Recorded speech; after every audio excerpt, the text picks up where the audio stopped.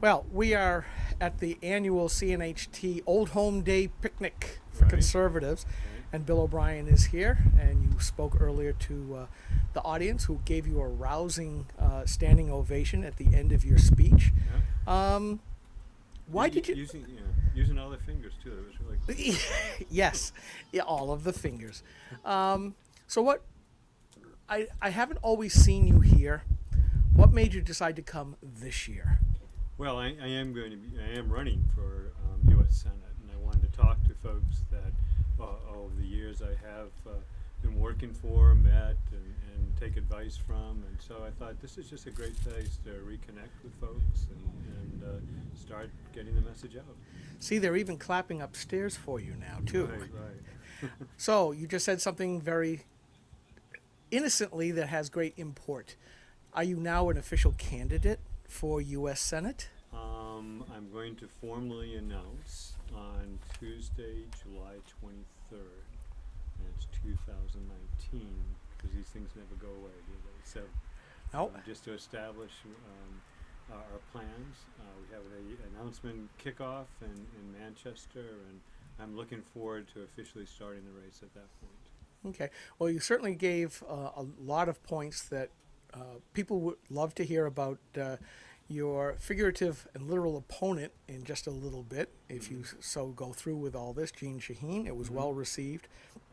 I want to put it into a different context, though. Is this a case of individualism versus socialism? Is this capitalism versus a top-down government type of race between you and she? Because we at Granite Rock, just to throw this out there, we don't call her the U.S. Senator, Democrat or progressive from New Hampshire. We call her the U.S. Federal Ambassador to New Hampshire.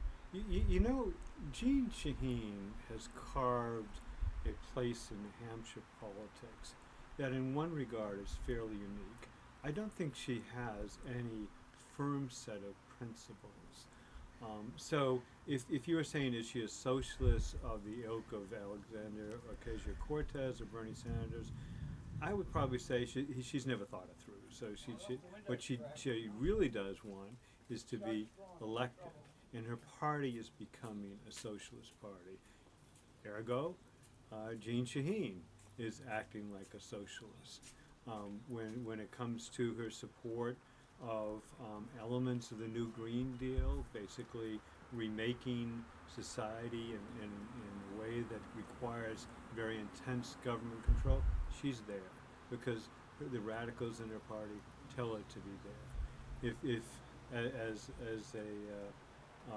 representative, a senator, she's told you have to vote for a bill that or against a bill that would require children born alive to be kept alive, and she knows. I mean, that's why I struggle with this. It's such an incredible vote.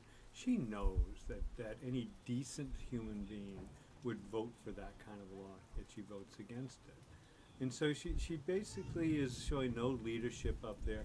Look at, Skip, when I was in the New Hampshire House, I was Speaker, and it was a very, very large caucus, and I had a lot of friends who at times would take positions on issues, and you'd have to say, 3 or 4 of the things you're talking about make a lot of sense.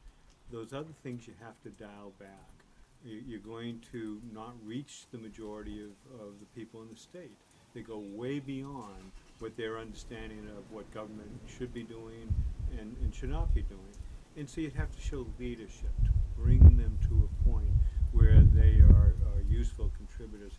Jeanne Shaheen isn't doing this. Jeanne Shaheen is finishing out her second term in the Senate, and she should be one of the leaders that tell these people, dial it back, guys. This is not a socialist nation.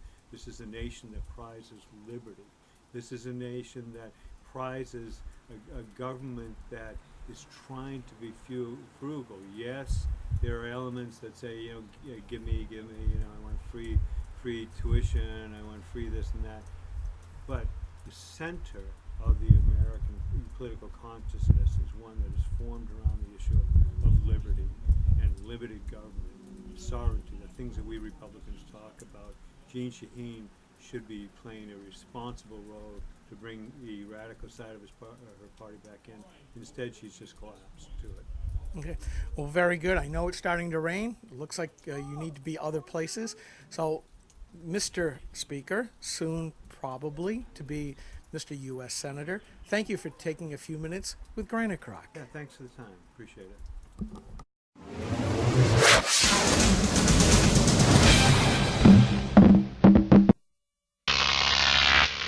Croc TV.